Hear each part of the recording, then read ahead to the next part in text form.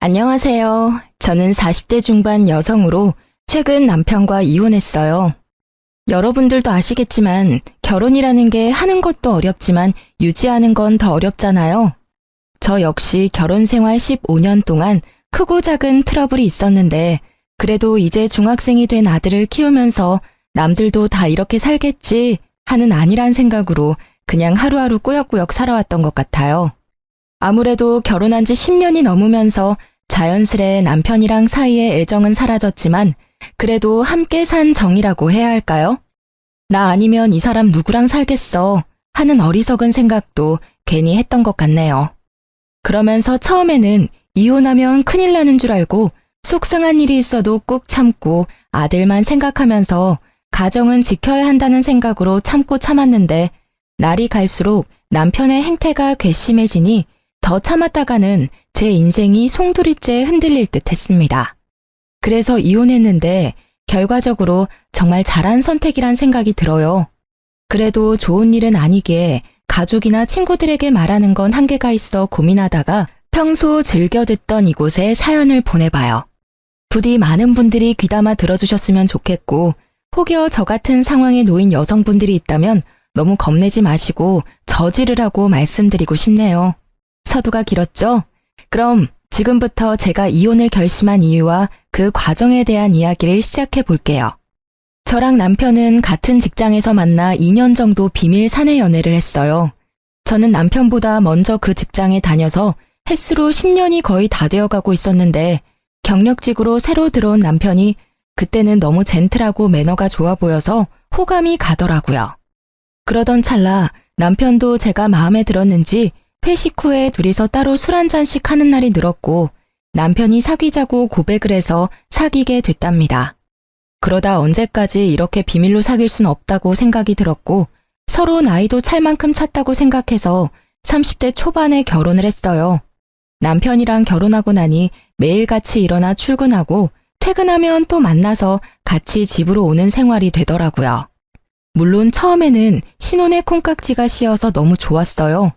매일 사랑하는 사람과 일상을 공유하고 서로 아는 사람들도 많이 겹치니 회사 일도 다 알고 자연스레 이야기할 것도 많잖아요. 그런데 그것도 잠깐이지. 사람이 오래 가려면 적당한 거리를 둬야 한다고 매일같이 남편이랑 일상을 공유하는 게 점점 답답해졌습니다.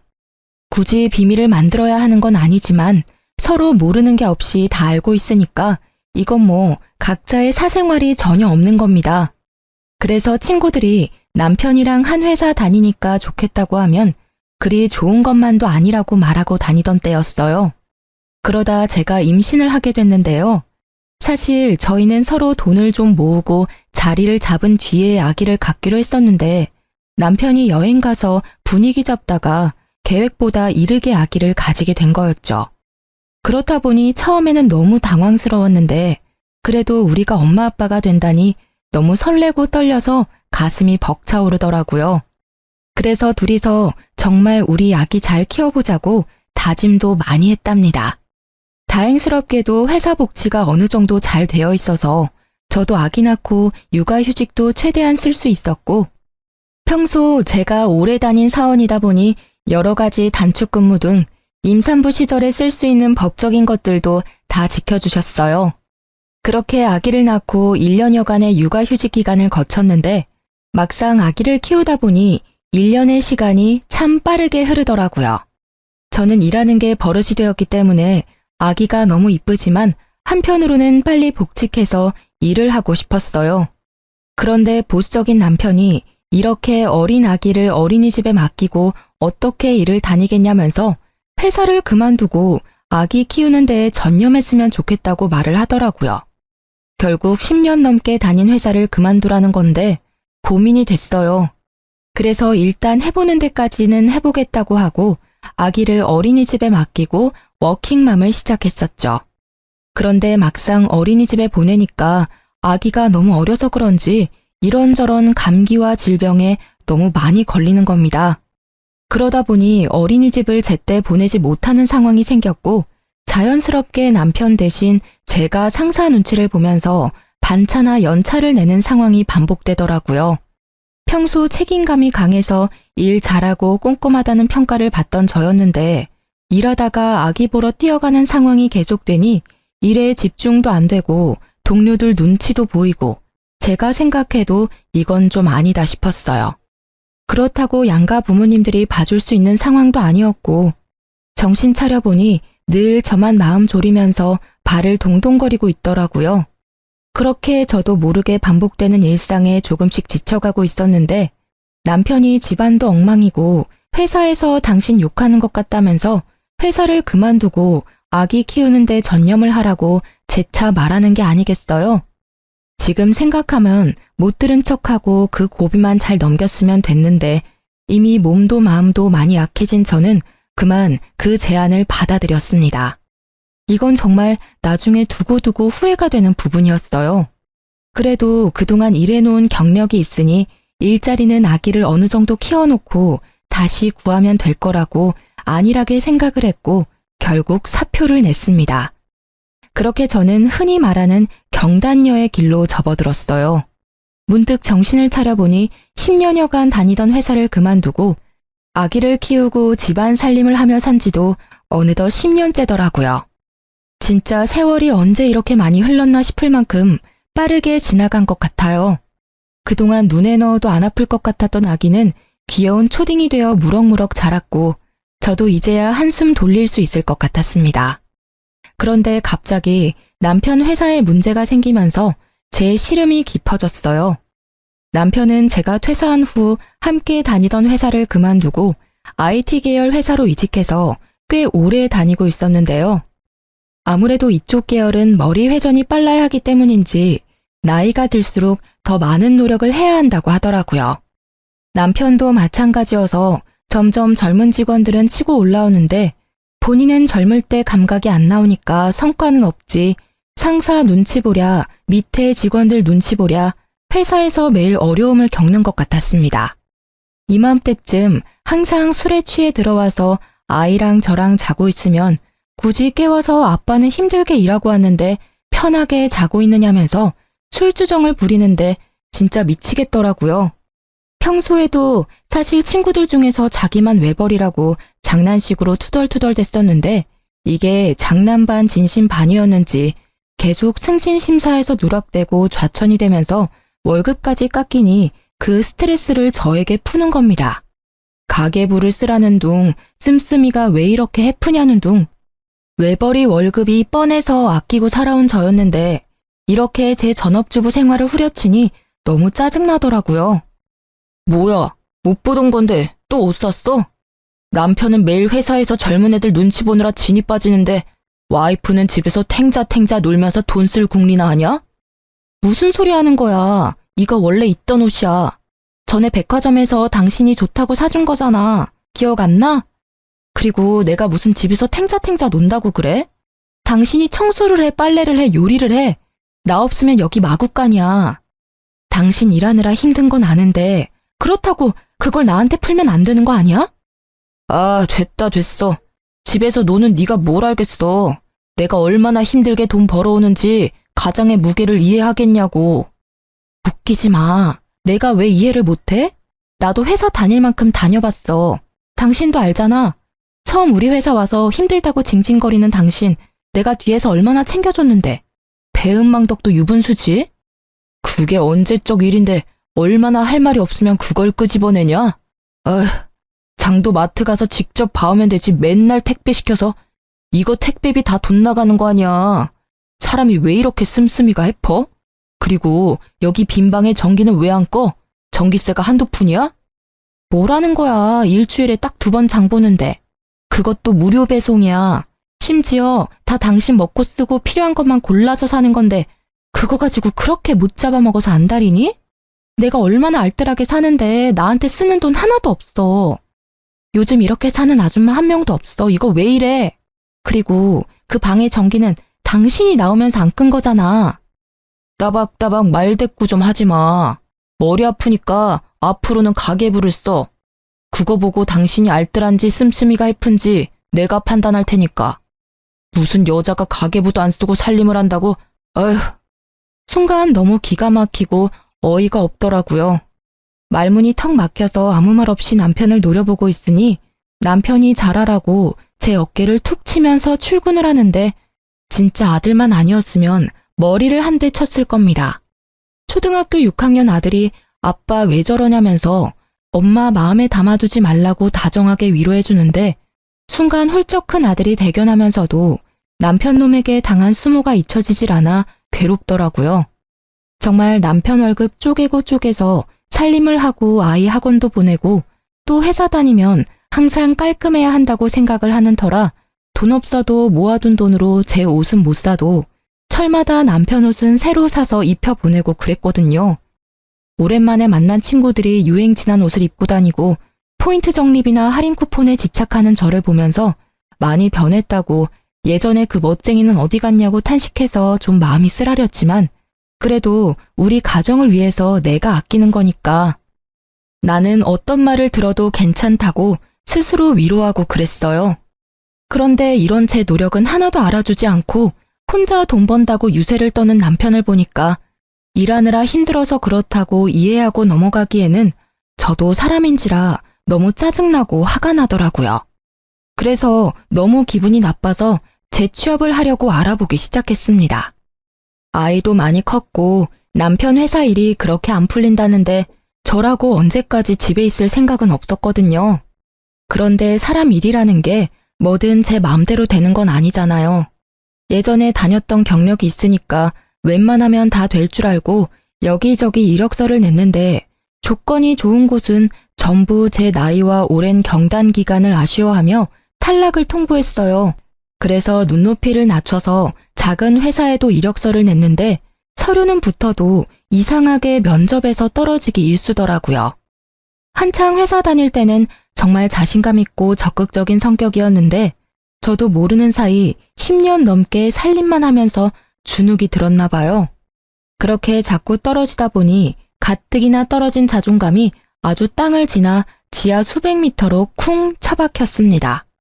정말 내가 왜 이렇게 됐지? 옛날에 당당하게 회사 다니면서 동료들이랑 주고받던 대화도 그립고 작지만 소중했던 월급도 그립고 제가 전업주부로 살아왔던 날들이 모두 후회스러운 건 아니지만 되돌릴 수 있다면 회사를 그냥 다녔을 것 같다는 생각이 들더라고요. 그런데 이런 제 마음도 모르고 남편은 위로와 응원을 해주기는커녕 매일 퇴근하고 돌아와서 저를 들들 볶는 겁니다. 이력서 썼어? 어디 냈어? 리스트 뽑아봐봐. 무슨 리스트를 뽑아. 그냥 3-4군데 내봤는데 아직 연락이 없네. 기다려봐야지 뭐. 당장 취업될 거라고는 생각 안 했어. 아, 답답한 소리 한다. 3-4군데 내서 연락이 없으면 30-40군데는 넣어봐야지. 연락 없다고 이렇게 기다리고만 있을 거야? 그래서 어떻게 취업을 해? 왜 이렇게 사람을 들들 볶아 진짜? 당신 너무한 거 아니야? 나도 취업 잘 안 돼서 우울하고 힘들어. 근데 더 힘든 건 뭔지 알아? 남편이란 사람이 이렇게 나를 업신여기는 거야. 마음 약한 소리 좀 그만해. 언제까지 그렇게 온실 속 화초처럼 살 거야? 밖은 야생이야, 야생. 내가 당신 잘 되라고 그러는 거지 못 되라고 그러는 거야? 충고해주는 거 잘 들어야 회사 생활도 잘하지. 그래서 뭐, 어떤 충고를 해줄 건데? 이런데 알아봤어? 내가 지나가다 보니까 일자리 박람회가 많더라고. 구청이나 시청에서 당신처럼 취업 못하는 사람들 집에서 놀지 말고 일하라고 이렇게 많이 정보를 주는데 이런 거 하나도 안 알아봤지? 나처럼 세세하게 알아봐주는 남편 있는 줄 알아? 고맙게 생각해. 이건 노인 일자리 박람회잖아. 내가 노인이야? 이게 세세하게 알아봐주는 거야? 됐어. 내가 알아서 해. 남편이 저에게 알아봤다며 건네준 팜플렛은 시니어 일자리 박람회였어요. 일하고 싶은 욕구는 있지만 일자리 찾기가 어려운 어르신분들을 위해 공공근로나 호텔 청소 같은 일자리를 알아봐주는 거 그거요. 근데 제 나이가 이제 40대 중반인데 제가 시니어는 아니잖아요? 그냥 남편은 제 입장에서 제 경력, 제가 하고자 하는 일, 적성 이런 것 따위는 안중에도 없고 나 혼자 돈 벌기 힘드니까 아무 일이나 대충 해서 그냥 돈 벌어와라 이런 마인드인 게 너무 열받더라고요. 그래도 시간은 흘러서 아이가 중학교에 입학하게 됐습니다. 남편 수입은 확 줄어들었는데 중학교에 입학한 아이, 사교육비는 더 늘어나면서 감당이 안 되더라고요. 줄이고 줄였지만 학원비가 이렇게 센 줄 몰랐어요. 그렇다고 안 보내자니 요즘은 친구도 학원에서 사귄다는데 이제 막 학교에 적응하는 아들을 생각하니 차마 못 끊겠더라고요. 그래서 결국 생활비를 아끼려고 있던 집을 전세 주고 좀 더 작은 집으로 옮겨가기로 했습니다. 그런데 남편은 그동안 왜 이렇게 돈을 못 모았냐면서 내가 벌어다 준 돈을 다 어디에 썼냐고 화를 내는 겁니다. 진짜 이렇게 가세가 기운 게 전부 제 탓이라고 하는데 사실 그동안 보너스나 성과금 많이 받을 때에도 남편이 저에게 갖다 준 건 일도 없었거든요. 저는 오로지 남편 월급에서 생활비로 주는 돈만 갖고 여기저기 알뜰하게 쪼개 사용을 해왔는데 이런 식으로 저를 몰아가니 진짜 어이가 없었어요. 그래도 어쩌겠습니까? 이때는 당장 이혼할 것도 아니고 진짜 쫌생이다 생각하면서 뒤로 욕하고 말았어요. 그런데 남편이 구멍난 생활비를 시모에게 말했고 겨우 돈을 빌렸다면서 앞으로 살림을 알뜰하게 잘하겠다는 내용의 각서를 자기 앞으로 쓰라고 헛소리를 시전하더라고요. 진짜 시간이 지난 지금 생각해도 이때를 떠올리면 피가 거꾸로 솟고 가슴이 터질 것 같은데요. 더 짜증나는 건 사춘기인 아들이 남편 말을 듣고 열받아서 자기 방에 쾅 문을 닫고 들어가는 거예요. 한창 예민한 시기의 아들인데 이렇게 아빠가 엄마를 무시하고 집안 분위기를 흐트리니까 얼마나 싫겠어요. 저뿐만 아니라 아들까지 남편놈 때문에 영향을 받는다고 생각을 하니까 진짜 이렇게 살아야 하나 싶더라고요. 그래서 오랜만에 만난 친구에게 하소연을 좀 했습니다. 여태까지는 제가 제 얼굴에 침 뱉기 같아서 남편 욕을 거의 안 했는데 거의 2시간 가까이 그간 있었던 일들에 대해 말하고 울분을 터뜨리니까 친구가 이렇게 심각했었냐고 그렇게 어떻게 사냐고 저를 위로해 주더라고요. 이 친구는 저와 달리 결혼하지 않고 혼자 사는 골드미스였는데 마케팅 회사를 다니며 승승장구해서 부장까지 달고 돈도 많이 벌더라고요. 다른 회사지만 저랑 비슷한 시기에 입사해서 신입 시절, 대리 시절 다 거쳤는데 저도 결혼하지 말고 그냥 회사나 열심히 다닐 걸 후회가 됐어요.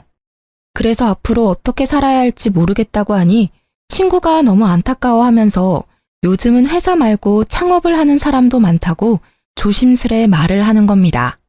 그동안 회사 취업만 생각했지 창업은 정말 아이디어나 재주가 특출난 사람만 하는 거라고 생각했거든요.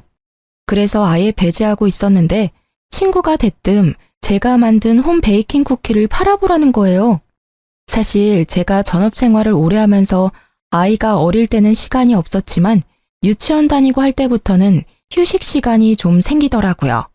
그래서 평소에 관심 있었던 홈 베이킹 쿠키를 취미로 하려고 꾸준히 배우고 만들어 왔었거든요. 평소에 제가 먹거나 아이랑 남편 챙겨주고 나서 남은 것들은 예쁘게 포장해서 친구들 선물로 주고 이웃들에게도 나눠주고 시댁이랑 친정에도 보내는 등 다양하게 활용을 했었어요. 만들 때는 재료 준비하랴, 숙성시키랴, 계량하랴, 오븐 구우랴, 손 가는 게 많아서 번거롭지만 다 만들고 나면 너무 뿌듯하고 특히 맛있게 먹어주는 사람들을 보면 이 맛에 베이킹하는 거지 라는 성취감도 들었답니다. 워낙 아가씨 때부터 베이커리 카페 다니는 걸 좋아해서 보는 눈이 생겼는지 받는 사람들이 전부 너무 이쁘고 맛있다면서 이런 거 하나 차려서 하라고 말은 했었거든요. 그냥 인사치레로 하는 말이겠거니 생각했는데 친구가 그게 아니라 진짜 자기가 생각했을 때 괜찮은 것 같다면서 SNS에서 유명한 쇼핑몰들을 보여줬습니다. 살펴보니 조금 손이 많이 가기는 하지만 그 정도는 다 제가 할 수 있을 듯 했습니다. 보다 보니 이렇게 하면 더 예쁘고 맛있겠는데? 하는 아이디어도 마구 떠올라서 친구에게 말했더니 대박이라며 맞장구 쳐주더라고요. 그래서 고민 끝에 SNS에 밝은 친구 도움을 받아서 비즈니스 계정을 만들고 나름대로 상호와 메뉴까지 정해 두근거리는 마음으로 쇼핑몰을 열게 됐어요. 처음 일주일은 문의조차 오지 않더라고요. 그러다 첫 게시 손님을 받았는데 반응이 꽤 괜찮았어요. 덕분에 용기를 얻었고 점점 찾아주는 손님들이 많아지더니 마케팅하는 친구의 도움으로 각종 이벤트와 체험단까지 운영하면서 생각보다 더 대박을 쳐서 돈을 쏠쏠하게 벌게 됐습니다. 저는 그냥 남편 눈치 보지 않고 쓸 수 있는 제 용돈 정도만 생각했는데 웬걸? 쪼들렸던 아이 사교육비도 낼 수 있겠더라고요. 이때부터는 재료 사고 포장하고 발송하는 값에 제 인건비까지 더해도 훨씬 많이 남는 장사라 진짜 이 맛에 창업하나 보다 했습니다. 오히려 SNS로 시작하니까 월세도 나가지 않고 마진이 좋더라고요. 그래서 주문이 밀려도 힘든 줄도 모르고 밤을 새가면서 물량을 맞추고 손님들 리뷰에 답까지 달아주면서 열심히였어요. 정말 오랜만에 집에서 살림만 하던 제가 열정을 가지고 저만의 일을 시작한 거라 너무 즐겁고 행복했습니다. 진짜 돈이 문제가 아니라 무너진 제 자존감이 다시 세워지는 기분이 들어서 정말 좋더라고요. 저를 도와준 친구도 너무 잘 됐다면서 얼굴이 너무 좋아졌다면서 절대 그만두지 말라고 용기를 주더라고요. 까탈스러운 사춘기 아들 녀석도 제가 밤새 일하는 걸 보면서 힘들면 하지 말라더니 제가 너무 행복해하니까 엄마가 좋으면 자기도 좋다고 저를 꼭 안아주는 게 아니겠어요? 하지만 양치가 있으면 음지도 있는 법이죠. 정말 아이러니하게도 그렇게 일하라고 떠밀던 저희 남편은 제가 일하는 걸 탐탁치 않게 여기더라고요. 요즘 저녁이 아주 맨날 배달이네. 돈이 남아 도나 봐. 요즘 단체 주문이 좀 들어와서 밥할 시간이 없어서 그래. 이번 주만 넘어가면 괜찮을 거니까 내가 그땐 맛있는 거 해줄게. 당신이 돈을 벌면 얼마나 번다고 밥할 시간이 없대? 그래봤자 푼돈이잖아. 누가 보면 돈 꽤나 버는 줄 알겠다. 무슨 말을 그렇게 해? 당신이 관심 없으니 몰라서 그렇지. 나 꽤 벌어. 내가 요즘 당신한테 애 학원비 밀렸으니까 붙여달라고 하는 거 봤어? 다 내가 내고 있어. 당신 입고 있는 그 와이셔츠랑 바지 그거 새 거잖아. 다 내 돈으로 사서 입혀주는 거야. 알고 말해. 됐어. 그냥 반죽 가지고 장난칠 시간에 근처 빵집이라도 취직해서 정상적으로 좀 살아. 이게 뭐야? 집꼬라지하고는. 뭐 인정합니다. 혼자 모든 걸 하니까 집안일이 어려워지긴 했어요. 그런데 누구나 처음에는 일과 생활을 조율하는데 적응하는 기간이 필요하잖아요. 진짜 갓 사업 시작해서 열심히 하려는 사람한테 초치는 것도 아니고 그렇게 일해서 돈 벌어 오라고 하더니 돈 번다고 하니까 집안일 열심히 하라는데 어이가 없었어요. 정말 나랑 한번 제대로 싸워보자는 건가 싶기도 하고 제가 뭘 해서 얼마나 버는지 관심은 1도 없으면서 반죽 가지고 장난치지 말고 빵집에라도 취직하라면서 정상 비정상 운운하는 남편을 보니 한심하더라고요. 그래도 남편은 늘 꽉 막힌 사람이었으니까 제 기준이 낮아서 그런지 몰라도 이때까진 그냥 참을만 했어요. 그런데 오랜만에 만난 가족 행사에서 시누이를 만났는데 남편 놈이 지 누나라고 제 이야기를 많이 했나 보더라고요. 어처구니 없게도 신우까지 저를 약올리는 말들을 서슴없이 하는 겁니다. 올케 요즘 일하느라 바쁘다면서? 아, 네, 형님. 그냥 소소하게 일하고 있어요.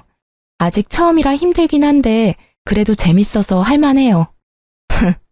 이 일이 재밌으면 되나? 그게 무슨 일이야? 동생 말 들으니까 돈 좀 번다고 집안일에는 손 놨다면서? 나도 일해봤는데 2가지 한 번에 잘하기 힘들어. 특히나 그런 사업은 하나부터 10까지 올케가 해야 하는데 끝까지 잘할 수 있겠어? 괜히 힘 빼지 말지 그래? 그게 무슨 말씀이세요? 저보고 일하지 말라는 거예요? 아유, 내가 올케 걱정돼서 하는 말이야. 기분 나쁘게는 듣지 말고 사업은 뭐 아무나 하나? 요즘 개나 소나 다 사업한다고 창업한다고 하니까 올케 귀가 얇아졌나 본데 다 그것도 한때야 한때. 형님, 저 지금 너무 열심히 잘하고 있어요. 응원까지는 안 바랄게요. 그냥 신경 쓰지 말아주셨으면. 화났어? 아니 내 말은 솔직히 쭉 잘 되리란 보장 있어? 막말로 집에서 10년 넘게 애보던 여자가 사업한다고 날뛰는데 옆에서 지켜보는 가족들은 걱정이 되지. 이게 걱정하는 사람의 말이었을까요? 진짜 시누이만 아니었으면 머리채를 휘어잡았을 거예요. 어쩜 이렇게 남매가 똑같이 말을 못되게 하는지 무슨 학원이라도 다녔나 싶을 만큼 얄밉더라고요. 정말 100번 양보해서 시누이 말대로 사업한다고 하는 가족이 걱정되고 염려돼서 조언을 해줄 수는 있어요. 하지만 제가 열심히 하고 있으니 신경 쓰지 말아달라고 간곡히 말을 했으면 듣는 신용이라도 해야 할 거 아닙니까?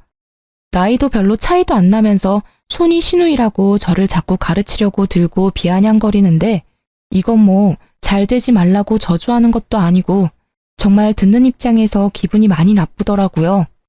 너무 빡쳐서 원래는 시댁 행사에 나눠주려고 가져갔던 가전제품 선물들이 있었는데 하나도 주지 않았어요. 그대로 친정 부모님 가져가서 다 드리고 평소에 오래돼서 잘 안 된다고 하던 세탁기도 새 걸로 바꿔드렸습니다. 그래도 분이 안 풀려서 어떻게 복수하지 싶더라고요. 결국 이들에게 복수하는 건 제가 어떻게든 일을 놓지 않고 더 열심히 해서 더더더 잘 되는 것밖엔 없는 듯 했습니다. 그래서 정말 힘들 때도 있었지만 단골 늘리기에 주력하면서 리뷰에도 신경 쓰고 아이디어도 계속 생각하면서 퀄리티 유지하려고 노력을 했어요. 그래서인지 언제부터인가 메신저로 홈베이킹을 직접 배워보고 싶다는 사람들이 늘어나더라고요. 처음에는 말주변도 없고 그래서 사람들을 직접 상대하고 가르치는 걸 할 수 있을까 걱정이 됐습니다. 그런데 이번에도 처음에 해보라고 응원해줬던 친구가 레시피 그대로 가르쳐주는 거고 친절하게 하면 된다고 못할 것도 없지 라면서 용기를 불어넣어 주더라고요. 정말 제 인생에 인복이 없다고 생각했는데 이런 좋은 친구를 곁에 둔 것만 해도 성공인 것 같네요. 어쨌든 사람들도 많이 해달라고 요청을 하겠다. 친구 응원도 들었겠다. 클래스를 열면 성공할 것 같다는 자신감이 생겨서 일단 남편에게 계획을 말했어요. 그런데 남편 반응은 정말 차갑고 매정하더라고요. 여보, 나 쿠킹 클래스 하나 차리고 싶은데 어떻게 생각해? 누가? 당신이? 아, 또 누가 바람 넣었어. 그때 그 친구지? 진짜 어이가 없다. 지금 하는 것도 쩔쩔매고 겨우 하면서 누구 가르치고 그러는 거 당신이 할 수 있겠어? 괜히 사람들한테 욕만 먹는다. 하지 마. 아니, 미리 레시피를 다 가지고 알려주는 거니까 나는 한두 시간 정도만 바짝하면 되는 거라 괜찮을 것 같은데. 이번 한 번만 나 좀 믿고 도와줘. 내가 이렇게 말한 적 없잖아. 뭘 도와달라는 거야? 설마 그거 차릴 돈을 달라는 거야? 집에서 할 수는 없잖아. 그래서 작은 데라도 좀 빌려야 할 것 같은데 아직 내가 그만한 돈은 없어서 우리 그때 비상금으로 모아둔 통장 있지? 그거 이번에 깨서 좀 쓰면 안 돼? 나 진짜 잘할 수 있을 것 같아서 그래. 내가 이자 쳐서 다시 채워 넣을게. 야, 웃기지 마. 돈 날릴 일 있어? 제발 정신 좀 차려. 그 돈 절대 못 주니까 정하고 싶으면 당신이 알아서 그냥 차리든지. 나는 반대했으니까 나중에 왜 안 말렸냐고 내 원망은 하지 마. 알았지? 사람이 어떻게 이렇게 짜증나는 화법을 구사하는지 남편이랑 대화를 하고 지지를 얻으려고 했던 제가 잘못이었습니다. 매사에 부정적이고 꼬여서 어떻게든 제가 하는 생각과 일은 절대 안 될 거라고 말을 하는데 이런 사람이랑 살아온 제가 회사 면접에서 주구장창 떨어진 건 어찌 보면 당연한 일이겠죠. 원래라면 남편한테 이 정도 말을 들었으니 자신감이 더 떨어져 그래 내가 제대로 할 수 있겠어. 그냥 접자 했을 겁니다. 그런데 저는 이미 SNS 쇼핑몰에서 한번 성공을 맛봤잖아요. 정말 성공의 단맛은 강렬하더라고요. 남편의 반대에도 불구하고 저는 자신감을 잃지 않고 그래 내가 알아서 할게 두고 봐라 하는 마음이 생겼어요. 그래서 친정 동생에게 SOS를 쳤습니다. 제 말을 들은 친정 동생은 처음에는 망설이다가 이왕 하는 거 제대로 하라면서 응원을 해주더라고요. 정말 지금 생각해도 친정 동생에게 감사할 따름이에요. 그렇게 결국 작은 동네 골목에 쿠킹 클래스를 열었고 원데이 클래스랑 창업반을 만들어서 홍보를 했어요.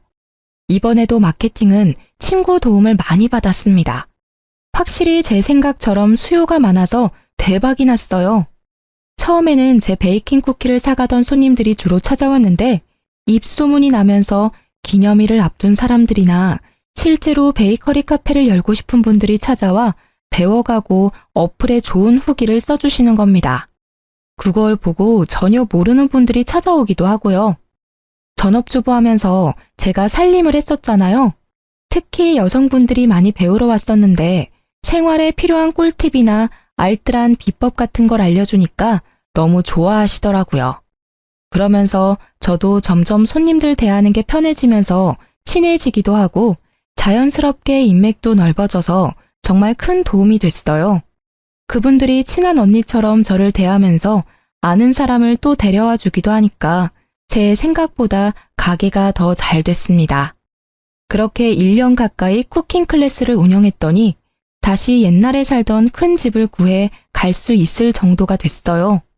물론 돈을 번다고 해서 제가 허투루 쓰지 않고 꼭 필요한 데만 쓰고 모았던 결과이기도 했죠. 어쩌면 오랜 주부 생활이 낳은 결과이기도 하겠네요. 아무튼 이렇게 제 쿠킹 클래스가 잘 되고 나니까 생각지도 않았던 일들이 벌어지기도 했습니다. 제 사업에 대해 비아냥거리던 남편 누나가 안 망하고 1년이나 계속 유지를 하니까 궁금했나 봐요. 한번 친구랑 같이 와서 배워보고 싶대서 그러라 했는데 괜찮아 보였는지 자기도 창업반에서 배우고 2호점을 차리면 안 되냐고 계속 떼를 쓰는 겁니다. 너무 황당하고 웃겨서 표정 관리가 안 되더라고요. 그런데 문제는 이뿐만이 아니었습니다. 가만히 있던 남편 역시 자기 누나가 하는 걸 보더니 자기는 그럼 셔터맨 하면 안 되냐고 하더라고요. 진짜 사람이 너무 기가 차면 말이 안 나오는 거 아시나요? 무슨 소리 하는 건가 뇌가 잠시 정지되어 쳐다만 보고 있었어요. 그럼 부끄러움이라도 좀 느낄 줄 알았는데 전혀 아니었습니다. 생각해보니까 나 회사 곧 잘릴지도 모르잖아. 그런 회사 불안해하며 다니느니 집안일 하면서 내조하는 게 더 낫지 않을까 싶어서. 당신도 혼자 살림하고 일하기 힘들었잖아. 나 도우미 쓰고 있었어. 몰랐어? 아무튼 지금 한 말 진심이지? 그럼 당신도 가계부 쓰고 살림 제대로 해. 가계부는 내가 매일매일 퇴근해서 확인할 거고 당신처럼 나도 배달음식 질려서 못 먹겠어. 매일 저녁에 12첩 반상해서 차려줘. 나 한 번 입은 옷 또 못 입으니까 매일 세탁해서 다려놔주고. 애 숙제랑 학원 픽업까지 구멍나는 스케줄 없게 해줘. 할 수 있겠어? 그게 뭐 어렵다고. 집에서 놀면서 다 할 수 있는 일이지. 할게. 콜! 너무나 뻔뻔하게 구는 남편을 보니 기가 막혔습니다. 자존심이고 뭐고 하나도 없는 사람처럼 굴더라고요. 정말 이게 내가 알던 그 남편이 맞나 싶고 한편으로는 어디 한번 너도 당해봐라 싶었습니다. 그래서 바로 카드를 던져주고 가계부 쓰면서 살림 제대로 하라고 으름장을 놨어요. 처음 1, 2주일은 제가 일하고 돌아오면 진짜 장 봐서 뭘 보고 했는지 정체 모를 퓨전 요리들을 만들어 놓고 세탁방에 가서 옷도 세탁해서 오고 그러더라고요. 저는 집에 오면 진짜 손 하나 까딱 안 했습니다. 잘 됐다 싶어서 남편한테 다 시켜먹었어요. 그리고 가계부 쓴 거 보자면서 아주 매일 저녁 쥐잡듯이 남편을 들들 볶았습니다. 남편이 저한테 했던 거 그대로 돌려준 거였는데요.